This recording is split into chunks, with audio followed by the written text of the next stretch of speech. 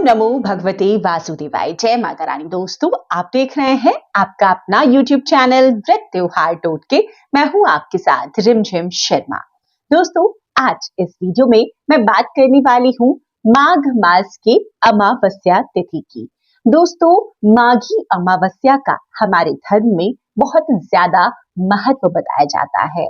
इसी अमावस्या को मौनी अमावस्या के नाम से हम जानते हैं और इस दिन स्नान दान पितरों के निमित्त जो हम धर्म और कर्म करते हैं उससे हमारे जन्मों जन्मांतर के पाप धुल जाते हैं और बहुत ही ज्यादा पुण्य फलों की प्राप्ति इस अमावस्या पर इस तरह के कर्मों से हमें प्राप्त होती है। तो दोस्तों, मौनी अमावस्या देखिए, अब जैसा कि नाम में ही निहित है यहाँ पर कि इस दिन मौन रहकर कई लोग व्रत धारण करते हैं और जो व्रत धारण नहीं कर सकते वो इस दिन जब तक कि स्नान नहीं कर लेते, पूजा पाठ और दान के कर्म नहीं कर लेते, तब तक मौन व्रत धारण करके रखते हैं। मौन व्रत का मतलब कुछ भी बोलने की मनाही होती है। तो दोस्तों, मौन व्रत रहकर मुनियों जैसा आचरण करने वाली इस अमावस्या का महत्व इसीलिए बहुत ज्यादा हमारे शास्त्रों में बताया गया है। देखिए, अब जैसे कि हम सभी जानते हैं कि हर अमावस्या तिथि का अपना एक महत्व होता है, लेकिन साल में यही एकमात्र ऐसी अमावस्या है जिसमें मौन व्रत रखा जाता है। जब तब पूजा पाठ करने से पितृदोषों से मुक्ति मिल जाती है, शनि दोषों से छुटकारा मिल जाता है। तो चलिए जानते हैं कि साल 2024 में माघी अमावस्या यानी कि मौनी अमावस्या किस तारीख को मनाई जाएगी, अमावस्या की तिथि कब प्रारंभ होकर कब समाप्त हो जाएगी। दोस्तों, स्नान और दान का जो शुभ मुहूर्त है वो क्या होगा और पितरों के निमित्त जो हम कर्म करते हैं उसके लिए शुभ मुहूर्त क्या होंगे, तो ये समस्त जानकारियां आपको इस वीडियो में प्राप्त हो जाएगी। मौनी अमावस्या की पूजा विधि हमें किस प्रकार से रखनी है, इस दिन हमें क्या करना चाहिए क्या नहीं करना चाहिए, और कुछ ऐसे खास सरल उपाय जो बड़ी आसानी से हम कर सकते हैं, लेकिन ये उपाय हमारे जीवन में बहुत बड़े बड़े बदलाव लेकर आते हैं। तो ये सभी जानकारियां आपको इसी एक वीडियो में प्राप्त हो जाएगी, तो वीडियो को अंत तक जरूर देख लीजिएगा। चैनल पर पहली बार आए हैं तो देखिए, यहाँ पर इसी तरह हर पूजा पाठ व्रत त्योहारों की सभी जानकारियां आपको प्राप्त होती रहेंगी, तो चैनल को सब्सक्राइब भी जरूर कर लीजिए। तो दोस्तों, चलिए मौनी अमावस्या हम साल 2024 में कब मना रहे हैं, सबसे पहले यही जान लेते हैं। देखिए, पंचांग की माने तो मौनी अमावस्या की तिथि शुरू हो जाएगी 9 फरवरी को सुबह 8:02 पर, जो कि अगले दिन 10 फरवरी को सुबह 4:28 तक रहेगी। तो हमारे यहाँ सूर्योदय तिथि से मान्यता लेकर जो मौनी अमावस्या है वो हम देखिए 9 फरवरी को ही कर लेंगे। हालांकि देखिए, मौनी अमावस्या की तिथि सूर्योदय के बाद शुरू हो रही है, लेकिन इसी दिन पूरे दिन रहेगी अमावस्या की तिथि और 10 फरवरी को भी होती, लेकिन क्योंकि सूर्योदय के पहले समाप्त हो जा रही है अमावस्या की तिथि, तो ऐसे में मौनी अमावस्या पर जो भी स्नान पूजा पाठ दान पुण्य के हम कर्म करेंगे वो 9 फरवरी 2024 को ही करना उत्तम होगा।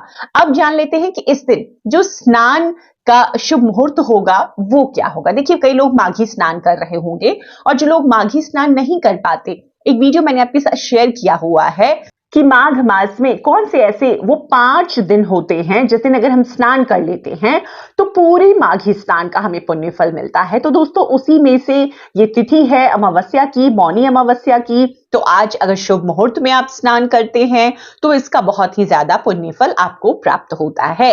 तो स्नान करने का जो शुभ मुहूर्त है वो सुबह का ही है, 8:02 से सुबह 11:15 तक। तो इसी शुभ समय में आप स्नान भी कर लेंगे, पूजा पाठ भी कर लेंगे और दान के जो कर्म हैं वो भी आपको इसी समय में संपन्न कर लेना है। अब मौनी अमावस्या पर विशेष महत्व है पितरों के निमित्त। हर अमावस्या की तिथि में हम करते हैं जो कर्म, तो पितरों के निमित्त जो भी आप कर्म करेंगे, देखिए शास्त्रों में ऐसा बताया गया है कि श्राद्ध कर्म जब भी हम करते हैं ना तो दोपहर का समय जो होता है वो सबसे उत्तम होता है। तो सुबह 11 बजे से दोपहर के 3:21 तक पितरों के निमित्त जो हम कर्म करें वो करें, उसका ही महत्व ज्यादा हमें मिलेगा, फल ज्यादा हमें प्राप्त होगा। अब हिंदू धर्म में देखिए मौनी अमावस्या का जो महत्व यहाँ पर है आज के दिन गंगा स्नान का। देखिए प्रयागराज में तो माघ मेला चल रहा है, भारी संख्या में देश और विदेश से वहां पर लोग जुटते हैं मेले में स्नान कर प्रयाग में स्नान करने के लिए। तो ऐसे में देखिए गंगा स्नान जो सबसे पवित्र हमारी नदी मानी जाती है, माता के स्वरूपा है, तो मौनी अमावस्या के दिन अगर आप गंगा में स्नान करते हैं, क्योंकि ऐसा माना जाता है कि मौनी अमावस्या के दिन गंगा का जल अमृत तुल्य हो जाता है और यही विश्वास है, यही कारण है कि मौनी अमावस्या के दिन गंगा स्नान के लिए सर्वाधिक पूरे साल में महत्व रखता है। और प्रयागराज में इस दिन गंगा स्नान दिवस के रूप में भी इसे मनाते हैं, अमृत योग दिवस के रूप में इसे हम मनाते हैं। तो दोस्तों ये अगर आप इस दिन गंगा स्नान कर लेते हैं तो पूरे मास का गंगा स्नान और जो पितृदोष शनि दोष वगैरह से आप पीड़ित अगर हैं उससे आपको राहत मिल जाती है। तो आज के दिन आपको गंगा स्नान जो सबसे महत्वपूर्ण कार्य है वो तो जरूर करना चाहिए। अब इस दिन और अन्य क्या उपाय करने चाहिए? देखिए सबसे पहले तो आप गंगा स्नान करेंगे और वहीं पर गंगा माता का पूजन करेंगे भगवान श्री हरि विष्णु के नाम से, माता लक्ष्मी के नाम से। अगर आप तीर्थ पर गए हैं तो उसी स्थान पर पूजन कर लें।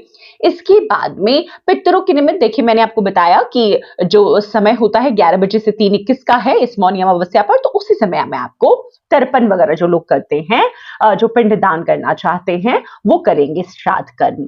अब मौनी अमावस्या पर आपने सुबह की पूजा पाठ वगैरह कर ली शुभ मुहूर्त में, तो अब आपको क्या दान में देना चाहिए? देखिए शास्त्रों के मुताबिक मौनी अमावस्या के दिन जब भी हम किसी भी पवित्र नदी में अगर गंगा में स्नान नहीं कर पाते हैं तो कई गुना ज्यादा उसका पुण्य फल हमें बढ़ करके मिलता है। और अगर इस दिन हम व्रत कर लेते हैं तो हमें दान भी जरूर करना चाहिए। जो भी लोग व्रत करते हैं वो तो दान जरूर ही करें। तो दान में क्या करेंगे? देखिए इस दिन जरूरतमंदों को खाना खिलाना, मतलब कि बना हुआ तैयार भोजन अगर आप खिलाते हैं, इसका बहुत ज्यादा महत्व है। ऐसा करने से पितृदेव बहुत प्रसन्न होते हैं। इस दिन दान की अन्य चीजों में इस दिन आप तेल का दान अगर करते हैं, कंबल का दान करते हैं, चीनी का, दूध का या अन्य अनाजों का दान करते हैं, या फिर जैसे कि सामने कोई जरूरतमंद है और आपकी जो क्षमता है उस क्षमता अनुसार पैसों का दान करते हैं, इससे बहुत ज्यादा आपको लाभ आगे आपके जीवन में प्राप्त होता है। दोस्तों दान तो हमें करना ही चाहिए, लेकिन जब भी हम शुभ मौकों पर अगर दान पुण्य के कर्म करते हैं तो उसका फल हमें कई गुना ज्यादा प्राप्त होता है। मौनी अमावस्या के दिन आपको पशु पक्षियों को भी भोजन जरूर कराना चाहिए। ऐसा करने से भी पितृदेव प्रसन्न होते हैं और जीवन में आ रही समस्त बाधाएं दूर हो जाती है। आज के दिन शनि दोषों से अगर आप पीड़ित हैं उससे मुक्ति के लिए पीपल वृक्ष की आपको विशेष सेवा जरूर करनी चाहिए। पीपल वृक्ष का पूजन करें अमावस्या की तिथि में। वहां पर देखिए शनि दोषों से मुक्ति होगी, पितृदेव भी प्रसन्न होते हैं। तो एक लोटा जल आप लेंगे, उसमें थोड़ा काले तिल मिला करके थोड़ा जल को मीठा भी कर लें और आपको सिंचित करना है पीपल के वृक्ष को। इससे शनि दोषों से भी मुक्ति मिलती है, पितृदेव भी प्रसन्न होते हैं और पीपल वृक्ष के हर कण में भगवान श्री हरि विष्णु का वास होता है, हम सभी जानते हैं। तो उनकी कृपा, माता लक्ष्मी की कृपा भी हमें प्राप्त होती है। तो ये कार्य आपको जरूर कर लेना है। अब दोस्तों शाम के समय पीपल के वृक्ष में आपको एक सरसों के तेल का दीपक भी आज के दिन मौनी अमावस्या के दिन जरूर प्रज्वलित करना है। जब आप गंगा स्नान के लिए जा रहे हैं, किसी भी तीर्थ नदी में स्नान के लिए जा रहे हैं और अगर नहीं जा पा रहे हैं तो घर में ही गंगा माता के नाम से, जैसे कि नहाने के जल में आप थोड़ा सा शुद्ध पहले से जल मिलाने के पहले गंगा जल डालें, फिर उसमें शुद्ध जल मिलाकर के स्नान करें, इसी भाव से कि आप गंगा में स्नान कर रहे हैं। माघ मास में पहले भी बताया मैंने कि अपने नहाने के जल में थोड़ा सा तिल जरूर मिलाइए, इससे आपको माघी स्नान का पुण्य फल मिलता है, ग्रह दोषों से मुक्ति मिलती है, श्री हरि विष्णु माता लक्ष्मी की कृपा भी प्राप्त होती है। तो इस प्रकार से आप स्नान करेंगे और उसके बाद अगर आप बाहर नहीं जा पाए हैं तो घर में ही विधि विधान से पूजन करेंगे। मौनी अमावस्या है तो देखिए आपने पूरा व्रत रखा है तब तो आप पूरे दिन व्रत रखेंगे, मौन व्रत। लेकिन अगर आप पूरे दिन व्रत नहीं रख सकते तो कम से कम स्नान तक, उसके बाद दान तक कोशिश करके आपको मौन व्रत में रहना चाहिए। इसका भी बहुत ज्यादा पुण्य फल हमें प्राप्त होता है।